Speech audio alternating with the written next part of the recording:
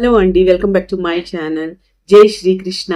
మానవ జీవితంలో ఎదురయ్యే ప్రతి సమస్యకు సరైన పరిష్కారం శ్రీమద్ భగవద్గీతలో దొరుకుతుందండి. భగవద్గీత అనేది ఒక అపారమైన సముద్రం. ఇందులో ఎన్నో ప్రేరణాత్మకమైనటువంటి సందేశాలు నీటి పుడకల్లా తేలుతూ ఉంటాయి. ఈ సందేశాలు నిరాశలో కూరుకుపోయినటువంటి ఒక వ్యక్తి మనసును ఆశాకిరణాలు రేపి జీవితంలో కొత్త ఉత్సాహాన్ని, లక్ష్యాన్ని చూపిస్తాయండి. అందుకని మీరు కూడా ఈ గీతా సారాన్ని చివరి వరకు శ్రద్ధగా వినండి. దాని జ్ఞానాన్ని మీ జీవితంలో ఆచరిస్తారని నేను అనుకుంటున్నానండి. ముందుగా వీడియో లైక్ చేసి వీడియో చూడడం స్టార్ట్ చేయండి. ప్రశాంతమైన మనస్సుతో, హృదయంతో దాని మాటలని లోతుగా అర్థం చేసుకుంటే మీ మనస్సు అపారమైనటువంటి శాంతిని పొందటమే కాకుండా మీ ఆలోచనలు, జీవన విధానంలో అద్భుతమైన సానుకూలమైనటువంటి అద్భుతాలు జరుగుతాయండి. ఎవరైతే ఈ భగవద్గీతను సారాన్ని చివరి వరకు శ్రద్ధగా విని దాని జ్ఞానాన్ని తన జీవితంలో అమలు చేస్తారో వారికి తమ సమస్యలకు ఖచ్చితంగా పరిష్కారం లభిస్తుందండి. వారు కోరుకున్నటువంటి ప్రతి లక్ష్యాన్ని సాధిస్తారండి. జీవితంలో కోరుకునే సంతోషాన్ని, సౌభాగ్యాన్ని పొందుతారండి. అందుకే ప్రతిరోజు కూడా ఉదయం రాత్రి నిద్రపోయే ముందు ఈ భగవద్గీత సారాన్ని మీకు వీలైతే వినండి లేదా చదవండి. శ్రీకృష్ణ భగవానుడు శ్రీమద్ భగవద్గీతలో ఇలా అన్నారు: ఎవరైతే ఈ గీతా శాస్త్రాన్ని పూర్తి భక్తితో, నమ్మకంతో, దోషరహితంగా చదువుతారో, వింటారో, ధ్యానిస్తారో వారు వారి పాపాల నుండి బయటపడతారు. అందుకే ఆయన ఈ మాటను అన్నారు. ఈ గీత జ్ఞానం అనేది మనిషి జీవితాన్ని దివ్యమైనటువంటి మార్గంలో నడిపిస్తుంది. ఏ ఇంట్లో ప్రతిరోజు శ్రీమద్ భగవద్గీత యొక్క పఠనం జరుగుతుందో ఆ ఇంటిలో ఎన్నడూ సంక్షోభం, ఆపదలు, కష్టాలు రావు. శ్రీకృష్ణ భగవానుడి దివ్య ఆశీస్సులు, కృప ఆ ఇంటిపై ఉంటుంది. ఆ కుటుంబ సభ్యులపై ఎల్లప్పుడూ ఉంటాయి. ఆ ఇంట్లో సంతోషం, ఆస్తి, సంపద, సౌభాగ్యం, శ్రేయస్సు నిండి ఉంటుంది. అందుకని కురుక్షేత్రంలో యుద్ధభూమిలో మహాభారత యుద్ధం ఆరంభమయ్యే సమయంలో అర్జునుడు తన చుట్టూ తన సొంత కుటుంబ సభ్యులను, సోదరులను, స్నేహితులను, గురువులను చూసి భయంతో వణికిపోతాడు. యుద్ధం చేయడానికి గుమిగూడిన వారిని చూసి అతని మనసు నీరసిస్తుంది. నిరాశతో, గందరగోళంతో నిండిపోతుంది. అతను చాలా బాధతో, దిగులతో శ్రీకృష్ణుడి వద్దకు వెళ్ళి తన మనసులోని సందిగ్ధతను, దుఃఖాన్ని వెళ్ళబోసుకుంటాడు. అర్జునుడు ఇలా అంటాడు: ఓ కేశవా, నేను ఈ యుద్ధాన్ని ఎలా చేయగలనయ్యా? ఈ యుద్ధ భూమిలో గుమిగూడిన వారందరూ కూడా నా సొంత బంధువులు, సోదరులు, స్నేహితులు, గురువులు. నా తాత భీష్ముడు, గురువు ద్రోణాచార్యులతో నేను ఎలా పోరాడగలను? వీరిద్దరూ నా గౌరవనీయ గురువులు. నేను వీరిని ఎలా ఎదిరించగలను? వీరిని చంపి జీవించే కంటే భిక్షమెత్తుకోవడం చాలా మంచిది. ఓ మధుసూదన, నేను పోరాడబోయే కౌరవులు ధృతరాష్ట్రుని కొడుకులు, నా సొంత సోదరులు. వీరిని చంపడం కంటే సన్యాసం తీసుకోవడమే మేలు. ఈ యుద్ధం జరిగితే కోట్లాది మంది చనిపోతారు. ఈ యుద్ధంలో చనిపోయిన సైనికుల, యోధుల భార్యలు, ఇంకా కుటుంబాల పరిస్థితి ఏమవుతుందయ్యా? ఓ కృష్ణ, నేను ఈ యుద్ధాన్ని స్వయంగా చేయలేను. నా సొంత కుటుంబాన్ని నాశనం చేసుకొని నేను ఎలా సంతోషంగా ఉండగలను చెప్పవయ్యా? ఓ కృష్ణ, నా మనసు గందరగోళంగా ఉంది. తల పగిలిపోతుంది, కాళ్ళు వణుకుతున్నాయి, చర్మం మండిపోతుందయ్యా. నా గాంధీవం చేతిలో నిలవటం లేదు, జారిపోతూ ఉంది. ఓ కృష్ణ, నన్ను మార్గనిర్దేశం చేయవయ్యా. నాకు జ్ఞానాన్ని ఇవ్వయ్యా. నేను ఏం చెయ్యాలో చెప్పవయ్యా. అర్జునుడు ఈ దీనస్థితి అని అడిగాడు. అప్పుడు అర్జునుడు ఈ దీనస్థితిను, బాధను, గందరగోళం చూసి శ్రీకృష్ణ భగవానుడు ఆయనకి శ్రీమద్ భగవద్గీత యొక్క దివ్యమైన, అతీతమైన జ్ఞానాన్ని బోధించాడు. ఈ జ్ఞానం అర్జునికి మాత్రమే కాదండి, వేల సంవత్సరాలుగా మానవ జాతికి కూడా. అందుకే మనం ప్రతిరోజు కూడా ఈ భగవద్గీతను చదవాలి, వినాలి. దాని జ్ఞానాన్ని మన జీవితంలో ఆచరించాలి. అర్జునుని సందిగ్ధతను, సమస్యను చూసి శ్రీకృష్ణుడు ఇలా అన్నాడు: ఓ అర్జున, నీవు జ్ఞానిలాగా మాట్లాడుతున్నావు, అజ్ఞానిలాగా మాట్లాడుతున్నావు. కానీ నిజమైన జ్ఞాని ఇలా దుఃఖించడు, శోకించడు, ఏడవడు. నీ చేతిలో ఏమీ లేదయ్యా, నీవు ఏమీ నియంత్రించలేవు. ఎందుకంటే జననం మరణం అనేవి ప్రకృతి యొక్క నియమాలు. ఈ యుద్ధ భూమిలో ఉన్నవారంతా కూడా నా చేతిలోనే చనిపోతారు. నీవు కేవలం ఒక సాధన మాత్రమే. అందుకే నిజమైనటువంటి జ్ఞాని ఎవరైనా చచ్చిపోయినప్పుడు దుఃఖించడు, గతాన్ని గురించి ఆలోచించడు, భవిష్యత్తు గురించి ఆందోళన చెందడు. అందుకే ఏది జరగబోతుందో అది జరుగుతుంది, ఏది జరగకూడదు అది ఎన్నటికీ జరగదు. ఈ నిశ్చయత ఎవరి మనసులో నాటుకుంటే వారికి ఎలాంటి దుఃఖం కూడా, ఆందోళన కూడా, భయము ఉండదు. ఓ అర్జున, ఎవరు సొంతం ఎవరి పరాయి అని ఆలోచించుకు. నీవు ఒక క్షత్రియుడివి. అధర్మంతో పోరాడి ధర్మాన్ని రక్షించడం నీ కర్తవ్యం. ఈ కర్తవ్యం నీకు మోక్షాన్ని, విముక్తిని ఇస్తుంది. నీ మనసు యొక్క అనురాగాన్ని, బంధాలను వదిలే.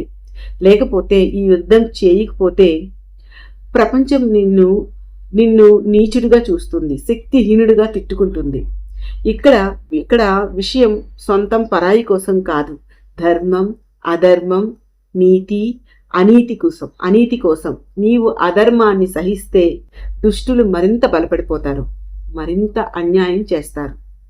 అందుకే నీ అనురాగాన్ని వదిలి ఈ యుద్ధాన్ని చెయ్యు. శ్రీకృష్ణ భగవానుడు శ్రీమద్ భగవద్గీతలో ఇలా అన్నారు: ఓ అర్జున, ఈ ప్రపంచం నా మాయ. ఈ ప్రపంచం నా నుండి జన్మించింది. నేనే దీన్ని పోషిస్తాను. నేనే ఈ సృష్టిని సంహరిస్తాను. గతం, వర్తమానం, భవిష్యత్తులో అన్ని జీవులలో నేను తెలుసుకుంటాను. కానీ నన్ను ఎవ్వరూ పూర్తిగా తెలుసుకోలేరు.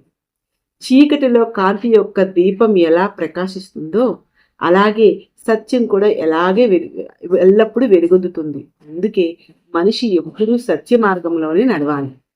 మరణం అనేది ఎవరూ మార్చలేని సత్యం. ఇది ఎన్నటికీ మారదు.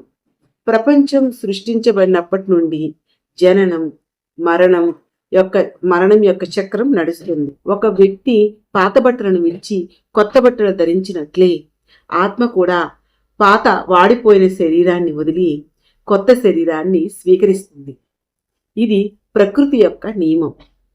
ఈ సత్యాన్ని హృదయపూర్వకంగా అంగీకరించి భయం లేకుండా వర్తమానములో జీవించాలి. జ్ఞానులు చనిపోయిన వారి కోసం శోకించరు, బతికి ఉన్న వారిపై అతిగా అనురాగం చూపించరు. ఎందుకంటే చనిపోయిన వారు మళ్ళీ జన్మిస్తారని, బతికి ఉన్న వాళ్ళు ఒకరోజు తప్పక చనిపోతారు అని వారికి తెలుసు. ఓ అర్జున, నేను అన్ని జీవుల హృదయాలలో ఆత్మగా ఉన్నాను. నేను అన్ని జీవుల ఆది మధ్య అంత గ్రహాలలో నేను సూర్యుడు, వేదాలలో సామవేదం, దేవతలలో ఇంద్రుడు, ఇంద్రియాలలో మనస్సు. నేను బ్రహ్మ, విష్ణు, మహేశ్వరుడు.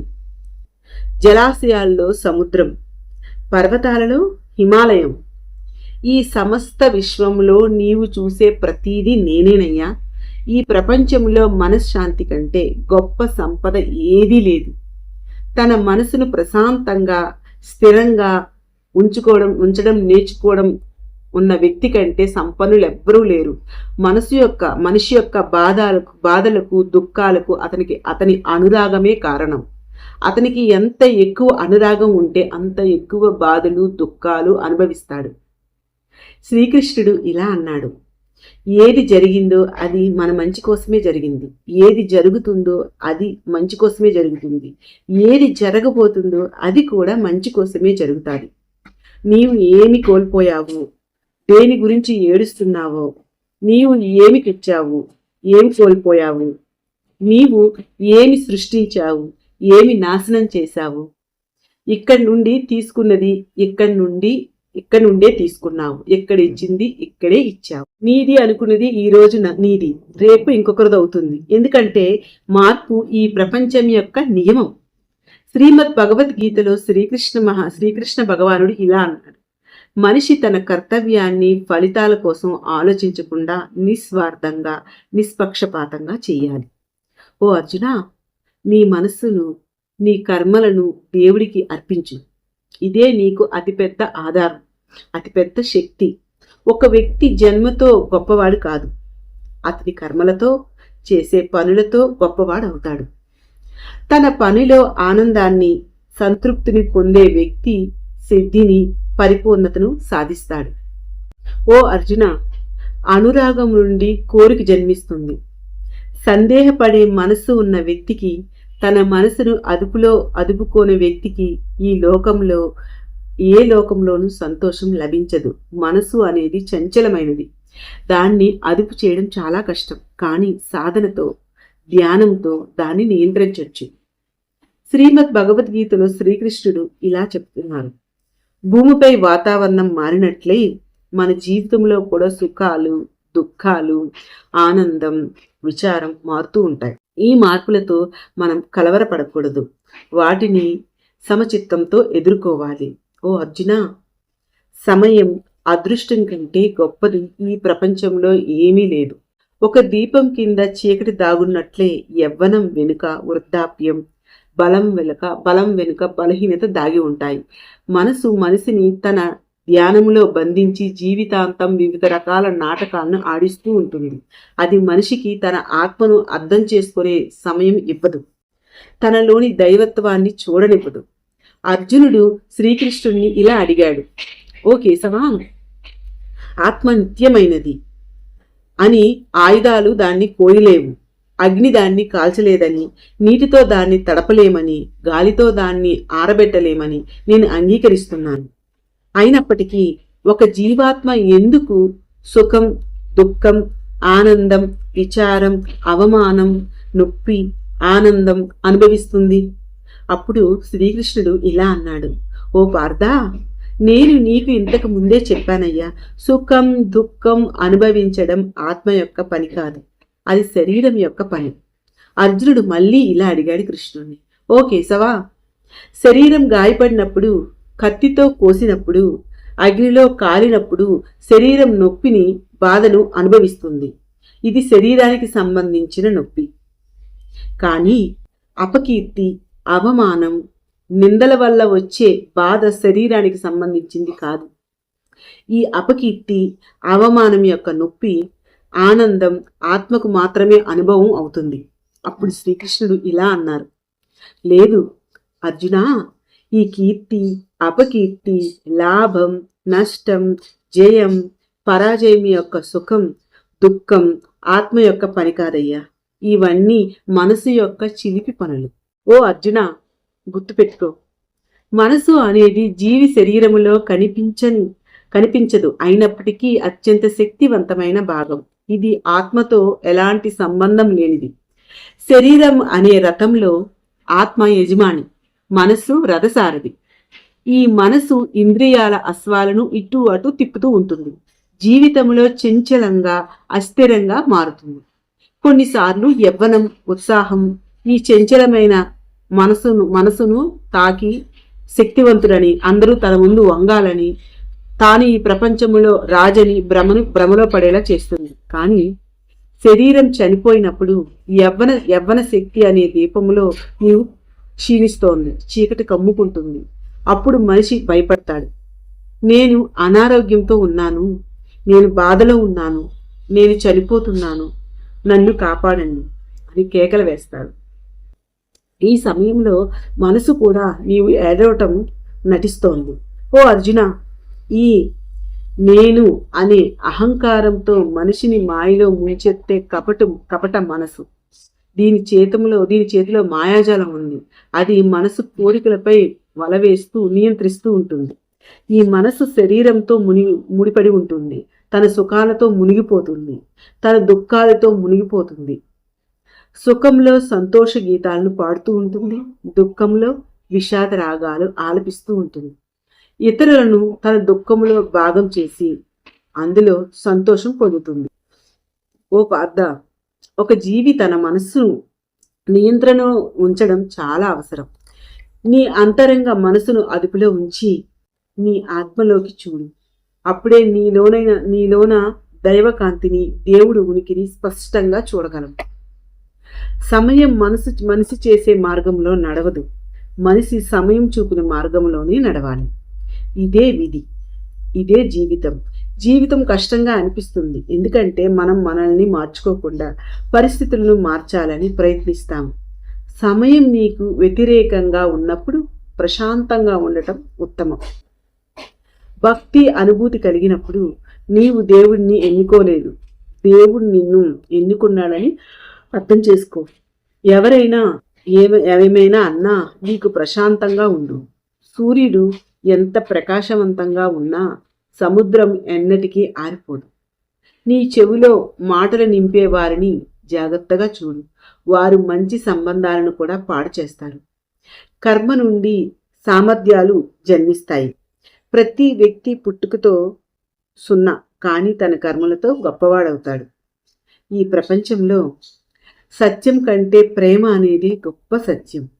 నీవు ప్రేమించే వ్యక్తి పట్ల అసభ్యంగా ఉండడం కష్టం. స్మైల్, టీయర్స్ ఈ రెండూ కలిస్తే అది ప్రపంచంలోనే అత్యంత అందమైన జంట. ఈ రెండూ కలవటం చాలా కష్టం, కానీ కలిసినప్పుడు ఆ క్షణం అద్భుతం. కర్మ అనేది గొప్ప ధర్మం. శ్రీకృష్ణుడు అర్జునికి గీతలో ఇలా చెప్పారు: మనిషి కేవలం కర్మ చేయడానికే పుట్టాడు. ఎవరూ కర్మ లేకుండా జీవించలేడు. మనిషి ఫలితం గురించి ఆలోచించకుండా తన కర్తవ్యాన్ని నిష్కామంగా చెయ్యాలి. కోపం మనిషిని నరకానికి తీసుకువెళ్లే ద్వారం. కోపం వల్ల మనసు కలవరపడుతుంది. కొన్నిసార్లు మనిషి తనకు తానే హాని చేసుకుంటాడు. ఎంత కోపం వచ్చినా ప్రశాంతంగా ఉండటానికి ప్రయత్నించు. నీవు ఈరోజు కలిగింది గతంలో మరొకరిది, రేపు మరొకరిది అవుతుంది. నీవు ఖాళీ చేతులతో ఈ ప్రపంచంలోకి వచ్చావు, ఖాళీ చేతులతోనే వెళ్తావు. మనసు కామ కోరికల వైపు, అనవసర ఆలోచనల వైపు తిప్పుతుంది. జీవితంలో విజయం సాధించాలి అంటే మనసును అదుపులో ఉంచడం చాలా అవసరం. మనసును నియంత్రించడం వల్ల దాని శక్తి ఒక చోట చేరి పనిలో విజయాన్ని సాధిస్తుంది. గీత ప్రకారం మనసును అదుపులో ఉంచిన వ్యక్తి అనవసర చింతన, కోరికల నుండి దూరంగా ఉంటాడు. తన లక్ష్యాలను సులభంగా సాధిస్తాడు. మనసును అదుపు చేయకపోతే అది నీ అతిపెద్ద శత్రువు అవుతుంది. సందేహపడే వ్యక్తి ఎన్నటికీ శాంతిని పొందలేడు. అతిగా సందేహించడం మనశ్శాంతిని భంగం చేస్తుంది, సంబంధాలను నాశనం చేస్తుంది. అందుకే సందేహాలను వదిలి మనిషి కర్మలే అతని జీవితానికి ఆధారం. ఏ కర్మలు చేస్తాడు ఆ ఫలితాలే పొందుతాడు. మంచి కర్మలు చేస్తే మంచి ఫలితాలు వస్తాయి, చెడు కర్మలు చేస్తే చెడు ఫలితాలు ఎదురవుతాయి. అందుకే మనిషి ఎల్లప్పుడూ మంచి కర్మలే చేయాలి, ధర్మ మార్గంలో నడవాలి. మన దుఃఖాలకు 5 కారణాలున్నాయి. మొదటిది, మనకు కావలసినది లభించినప్పుడు ఇది దేవుడి కృప అని చెప్పి వ్యతిరేకంగా జరిగినప్పుడే దుఃఖిస్తాం. ఈ అసంపూర్ణ దృష్టి మొదటి కారణం. రెండవది, ఇతరులకు హాని జరిగినా మనకు మంచి జరగాలని స్వార్థం. మూడవది, మనం కలిగినవి కోల్పోతామనే భయం, కోరుకున్నవి లభించవనే భయం. నాలుగవది, చేయవలసినవి చేయకపోవడం, చేయకూడని పనులు చేయటం. ఐదవది, మంచి సంఘటనలకు మనమే కారణం అనే అహంకారం. శ్రీకృష్ణుడు ఇలా అన్నాడు: ఎవరు ఏం చేస్తున్నారు, ఎలా చేస్తున్నారు, ఎందుకు చేస్తున్నారు అనే నుండి దూరంగా ఉంటే నీవు సంతోషంగా ఉంటావు.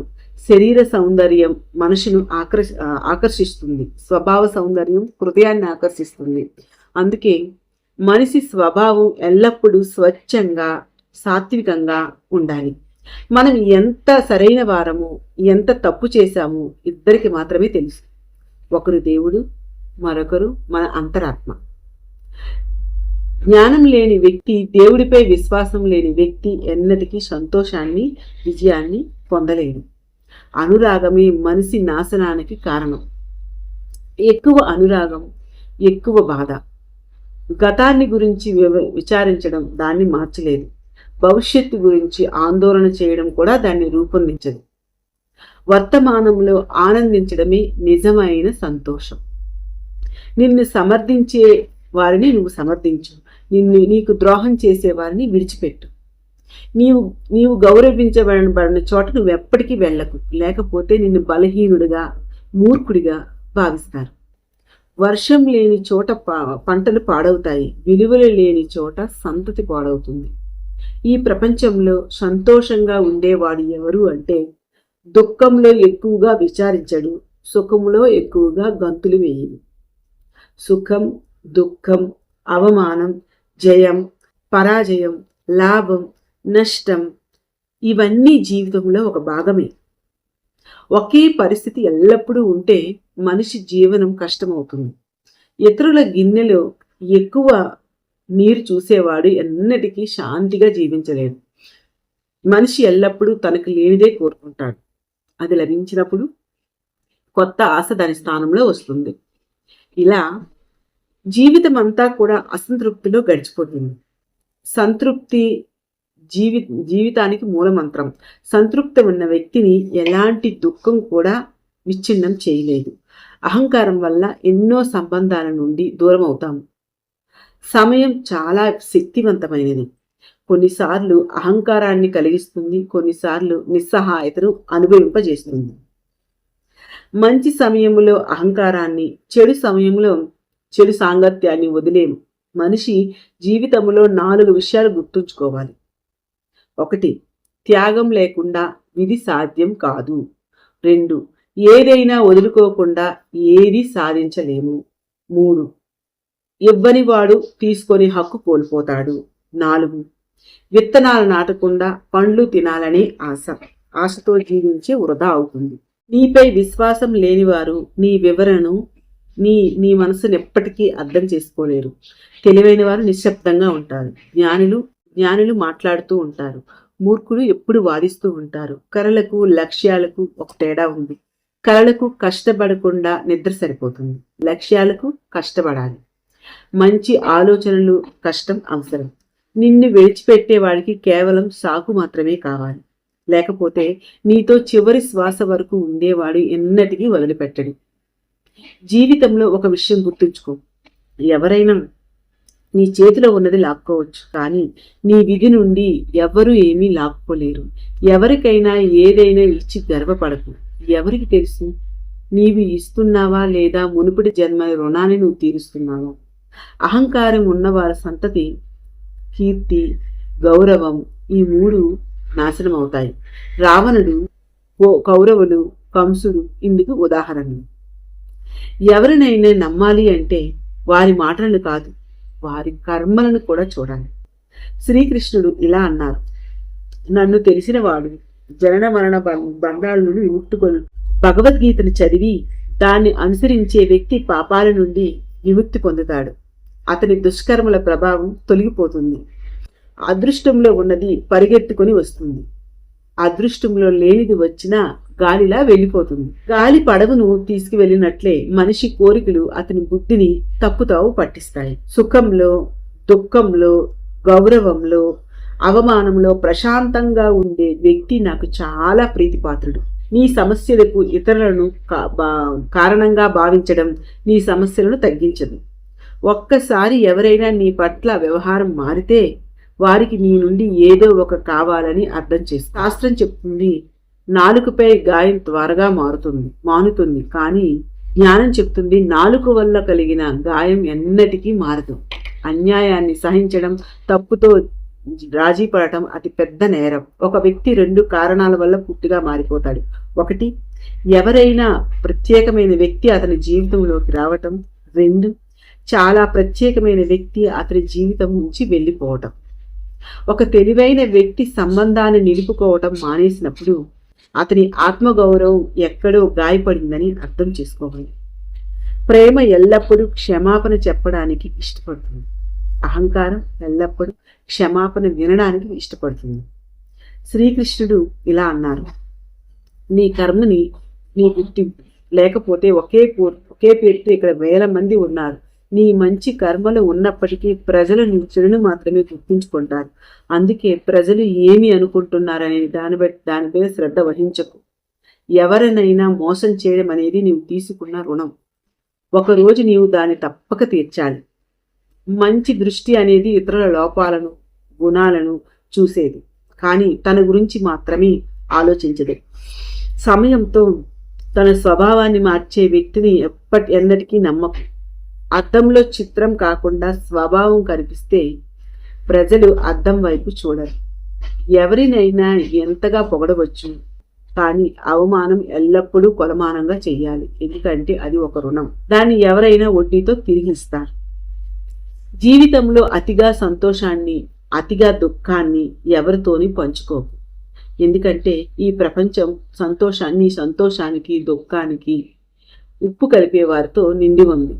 నీతో నిన్ను ఎవరితో పోల్చుకోకు. నువ్వు నీలా ఉన్నందుకే గొప్పవాడివి. ఈ ప్రపంచంలో 2 రకాల వ్యక్తులు ఉన్నారు. మొదటివారు చిన్న సమస్యలు వచ్చినప్పుడు భయపడి కలవరపడి దుఃఖిస్తారు. రెండవ వాళ్ళు ఎన్ని కష్టాలు వచ్చినా ఎల్లప్పుడూ సంతోషంగా ప్రతి సమస్యను ధైర్యంగా ఎదుర్కొంటారు.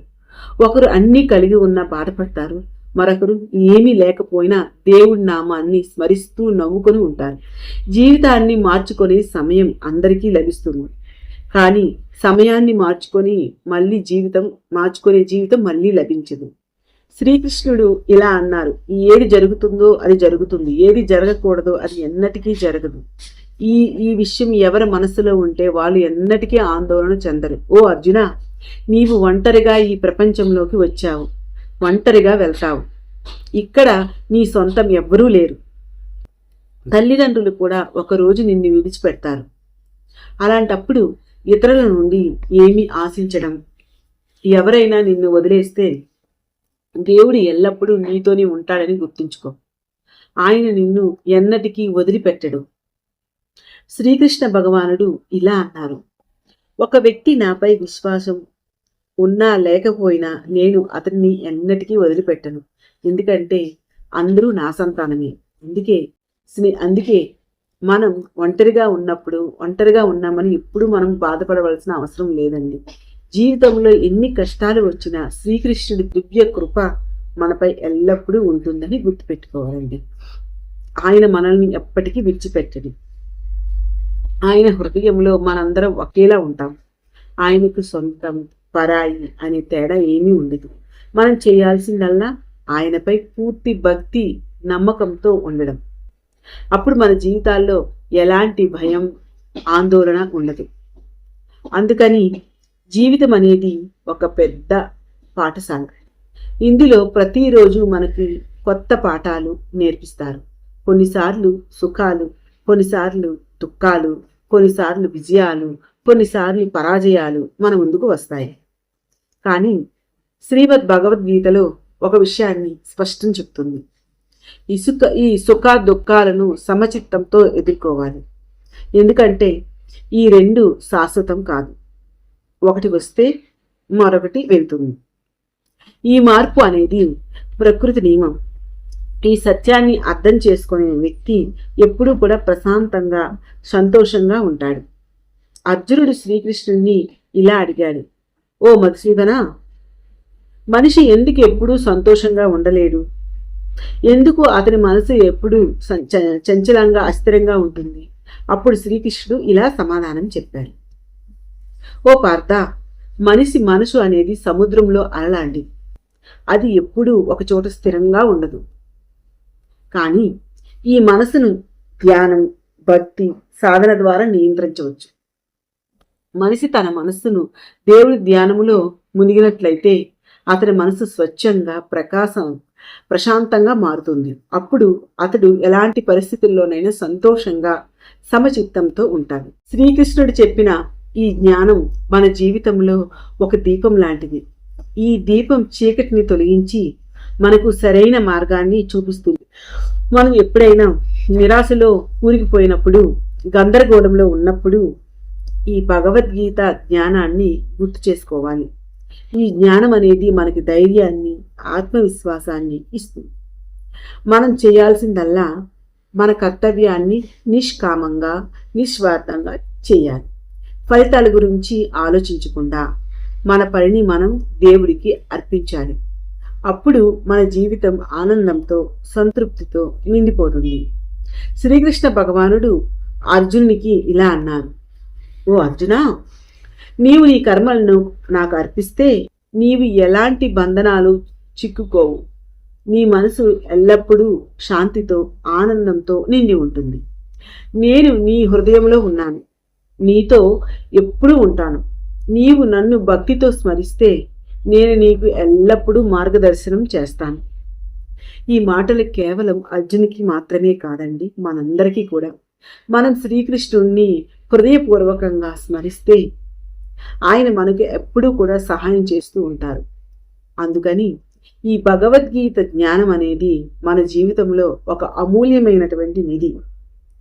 ఈ జ్ఞానాన్ని మనం ప్రతిరోజు చదవాలి, వినాలి, ఆలోచించాలి, ఆచరించాలి కూడా.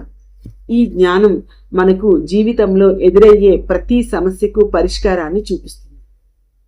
మనం ఎప్పుడైనా దిగులుగా నిరాశగా ఉన్నప్పుడు ఈ గీతను తెరిచి చదవండి. ఇందులోని ప్రతి శ్లోకం కూడా మనకు కొత్త ఉత్సాహాన్ని, కొత్త ఆలోచనను ఇస్తుంది. శ్రీకృష్ణుడు ఇంకా ఇలా అంటున్నారు, ఓ అర్జున, నీవు నీ జీవితంలో ఎలాంటి పరిస్థితుల్లో ఉన్నా నన్ను స్మరించి నీ మనసును నాపై నిలిపితే నీవు ఎలాంటి కష్టాలనైనా సులభంగా గెలుస్తావు. ఈ మాటలు మనకు ఎంత గొప్ప ధైర్యాన్ని ఇస్తున్నాయి కదండి. మనం ఎప్పుడైనా కష్టాల్లో ఉన్నప్పుడు శ్రీకృష్ణుని నామాన్ని స్మరించండి. జై శ్రీకృష్ణ అని హృదయపూర్వకంగా అనండి. ఆయన కృప మనపై కురుస్తుందండి. అందుకని ఈ భగవద్గీత జ్ఞానం మన జీవితాన్ని ఒక దివ్యమైన మార్గంలో నడిపిస్తుంది. ఇది మనకు ప్రేమ, సత్యం, ధర్మం గురించి నేర్పుతుంది. మనం ఈ జ్ఞానాన్ని మన జీవితంలో కానీ ఆచరిస్తే మన జీవితం సంతోషంతో, శాంతితో నిండిపోతుంది. మనం ఎప్పుడూ సత్య మార్గంలో నడవాలి, మంచి కర్మలు చేయాలి, ఇతరులకు సహాయం చేయాలి. ఇలా గనక చేస్తే మన జీవితం ఒక అందమైన పుష్పంలాగా వికసిస్తుంది. శ్రీకృష్ణుడు చెప్పినట్లు మనిషి తన కర్మల ద్వారానే గొప్పవాడవుతాడు. మనం మంచి కర్మలు చేస్తే మన జీవితంలో మంచి ఫలితాలు వస్తాయి, చెడు కర్మలు చేస్తే చెడు ఫలితాలు వస్తాయి. అందుకని మనం ఎల్లప్పుడూ కూడా మంచి ఆలోచనలతో, మంచి పనులతో జీవించాలి. మన మనసు ఎప్పుడూ కూడా స్వచ్ఛంగా, సాత్వికంగా ఉండాలి. అందుకని ఈ భగవద్గీత సారాన్ని మీరు చివరి వరకు శ్రద్ధగా విన్నారండి. ఈ జ్ఞానం మీ హృదయంలో నాటుకొని మీకు జీవితంలో సానుకూలమైన మార్పులు తెస్తుందని నేను నమ్ముతున్నా అండి. మీరు ఈ గీతా సారాన్ని అందరితో, మీకు నచ్చితే గనక మీ రిలేషన్స్తో అందరితో ఈ గీతా సారాన్ని మీరు షేర్ చేయండి. సో వీడియో మీకు నచ్చింది అనుకుంటున్నాను. నచ్చితే ప్లీజ్ అని లైక్ చేయండి, షేర్ చేయండి, నా ఛానల్ని సబ్స్క్రైబ్ చేసుకోండి ప్లీజ్ అండి.